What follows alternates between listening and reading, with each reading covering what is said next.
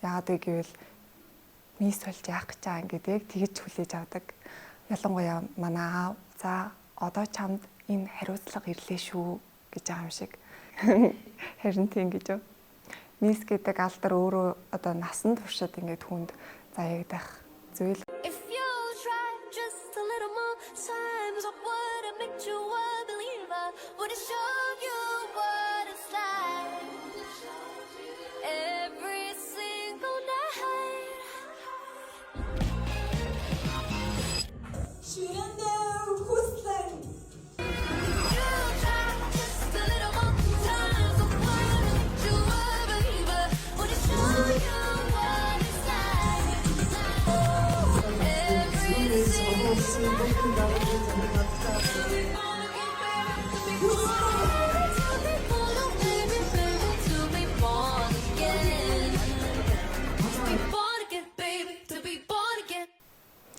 За бүгдээрээ сайн байцгаана уу? Miss Mongolia 2026 тэмцээний тэргуун титмийн эзэн үндэсний ялагч Ширнэв охтой хүслэн байна. За бүгдэнд нь маш их баярлсан, талархснаа илэрхийлмээр байна. Энэ хүү тэмцээнд ороход намайг дэмжиж байсан, надад итгэж байсан найз нөхөд, гэр бүл, ажлын хамт олон бас таньдаг мэддэг бүх хүмүүстээ маш их баярлалаа. Тэмцээний сэтгэгдэл гэвэл маш өндөр байна. Яг титмээ хүлээж авч байгаа, титмээ яг ингээд тэргүүндээ залж байгаа тэр мөч бол бүр үнэхээр хамгийн гоё мөч байсан.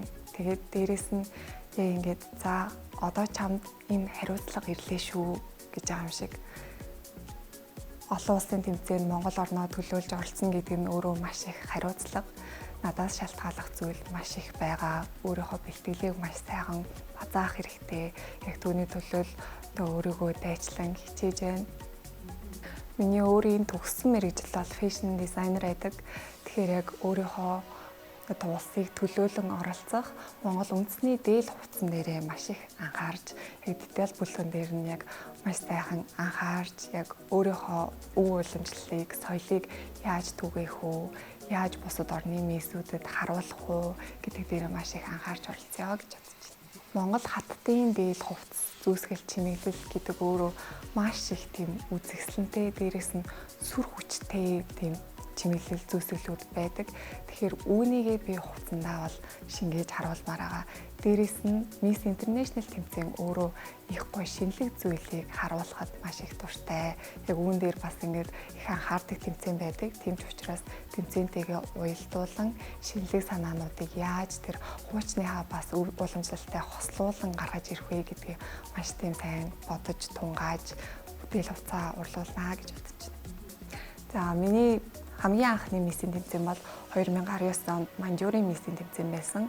Тохойд яг Монголдо Мисс Арингоо нэртэй тэмцээнд оролцоод шилдэг 12 охины нэгээр шалгараад Манжурын тэмцээнд одоо Монголынхоо гоо бүсгүйчүүдтэй Орос болон Хятадын гоо бүсгүйчүүдтэй өрсөлдөхөөр Манжур хот руу явсан байдаг. Тохойд бол хамт явж исэн эгчнэрээсээ мөн хамт оролцож исэн гадаад улсын бүсгүйчүүдээс маш их зүйлийг суралцсан. Яг тухайн үед бас ухаарсан зүйл гэвэл өөрийгөө ингэж бусдад нээж илэрхийлэхэд хүнд хэлний мэдлэг бас их чухал гэдэм байна гэдгийг ойлгож авч исэн.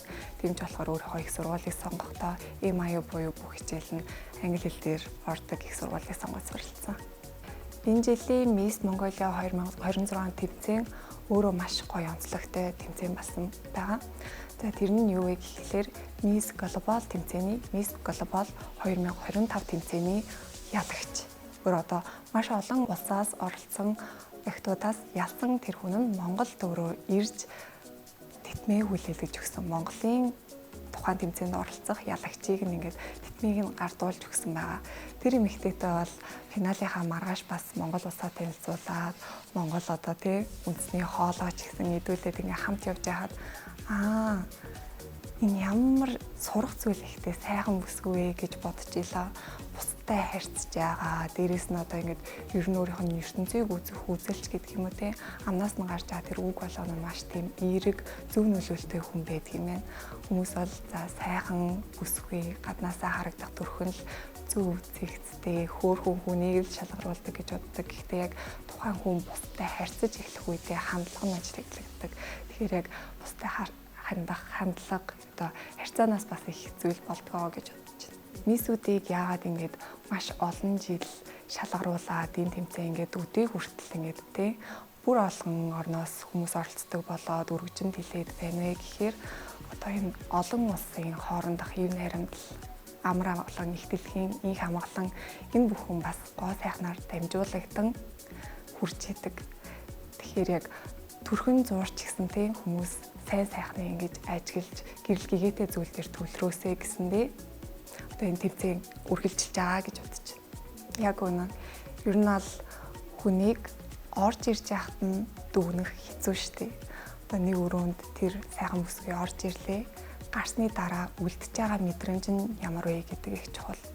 Бусдад үлдээсэн мэдрэмж нь ямар байсан бэ гэдгийг тухайн хүнийг тодорхойлдог гэж боддог. Тэгэхээр тухайн мэдрэмжийг яаж үлдээх вэ? Харцнаасаа, ярианаасаа, хандлаганаасаа өөрийнхөө мэддэг, чаддаг, сурсан зүйлсээ бусдад хэрхэн хуваалцаж ийн гэдгээсээ гаргаж ирдэг гэж боддог. Харин тийм гэж юу?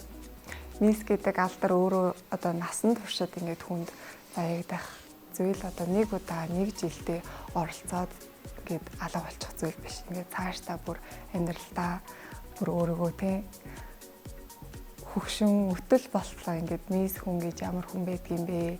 Ийм сайхан л хүн байх юмсан даа гэж бусдад бодогдтол тийм сайхан хүн байхын тулд өөрөө ч гэсэн хичээж явж юм. Өөрийгөө хөгжүүлэх зүйл бас их байгаа.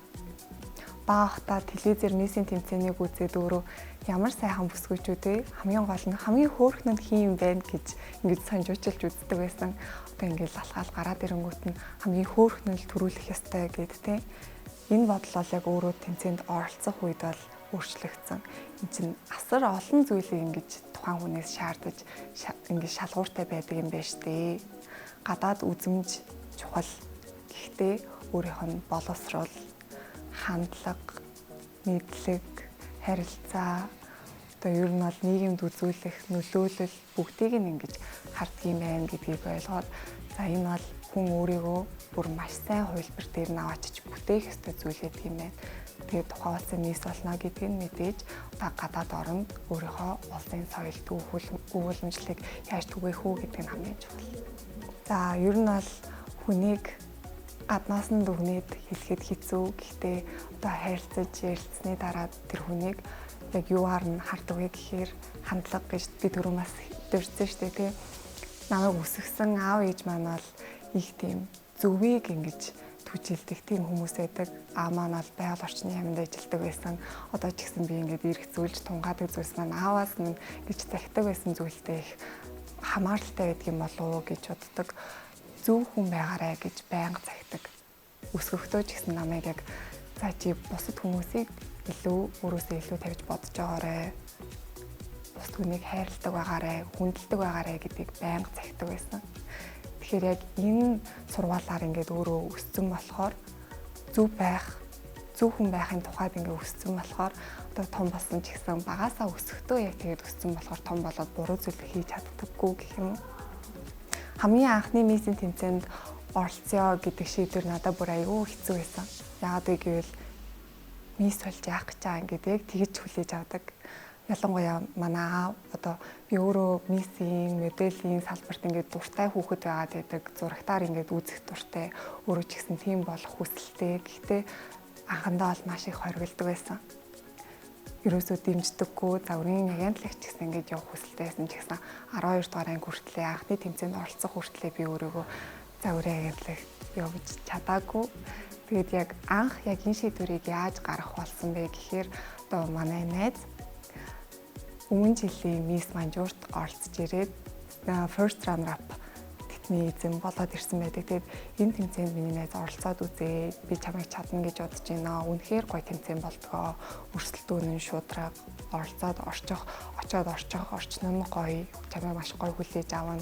Эндээ ч ихсэн зохион байгуулалт маш сайтай гоё болдог шүү гэж надад зөвлөжсэн учраас за гэхдээ би орж чадах үгүйг үнэхээр сайн мэдэхгүй байна. Аав ээжээс асуувал юу н зөвшөөрөхгүй дээ гэж хэлжсэн байхгүй. Тэгсэн чинь чи эхлээд кастингт н ороод үзье. Өөрөө чадах үгүйгээ мэдэхгүй юм бол яаж ингэж цаашаа үргэлжлэж болох үгүйгээ мэдгүй ихлээр аав ээжээсээ асуухгүйсэн ч гэсэн ихлээр кастингт нь ороод үзэх юм уу гэж зүйлсэн байхгүй. Тэгээд хэрвээ тэнцэх юм бол тэгээд чи үргэлжлүүлээд за охинд нь ийм потенциал чадвар байгаа юм биш үү гэдгийг тэрхэндээ ойлгуулж хэлээд тэгээд цаашаа ингэж тэнцэнэ үргэлжлүүлж болно шүү дээ гэхтэн.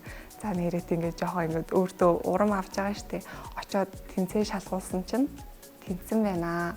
Одоо Монгол дахь тэмцээндээ оролцож болно шүү гэдгийг эхэлж надад мэдэгдэжсэн. Тэнгүүт одоо айдас нь аавтаа яаж хэлнэ гэд бодож байгаа юм чинь за аавч барыг зөвшөөрөхгүй байх та гэд бодож исэн чинь за миний охин өөрөө үнэхээр хүсэж байгаа юм бол нэг удаа оролцоод үзье. Энэ удаа чамайг ингээд харъя те. Чи үнэхээр хүсэж ивэл одоо ингээд хориглохгүй юмд нь ингээд явуулъя гэж зөвшөөрж исэн. Ер нь тэр үеэс ер нь анхны амжилт гаргаж эхэлсэн үеэс хүнд юм потенциал чадвар нь өөрт нь байхад дараад хориглох хэрэггүй мэнэ гэдгийг гэр хамаан ч гэсэн ер нь бол их ойлгодог учраас цаашдаа үргэлж дэмждэг болсон гэж бодож байна. Би дээр хоёр ихчтэй юм баг охин эмэгтэйчүүдтэй өссөн учраас юм гоо сайхны тал дээр ч гэсэн намайг их дэмждэг багасаа ингээд хөөрхөн байх, сайхан байх, гоё юм байна. Нүүрний будгаар ингээд нэг байхгүйд нь тоглолчих юмсан да, гоё хувцаар нь гангарчих юмсан да гэж яг ингэж өссөн учраас гоо сайхан байх тал дээр үргэлж ингээд өөрөө их дуртай, сонирхолтой хүмүүс. Өөртөө хамгийн ихтгэлтэй байх үе маань бол маш гоё хувц өмссөн үедээ ер нь хамгийн их ихтгэлтэй. Одоо өөрийнхөө хүсэл мөрөөдлийг ингээд дагаж явж чаддаггүй тийм зориг байхгүй ч байгаа юм уу те. Эсвэл яг ирээдүйнхөө мэргэжлийг сонгож чадахгүй байгаа, эргэлзээд танилцсан байгаа тэр өсвөр насны хүүхдүүдэд те.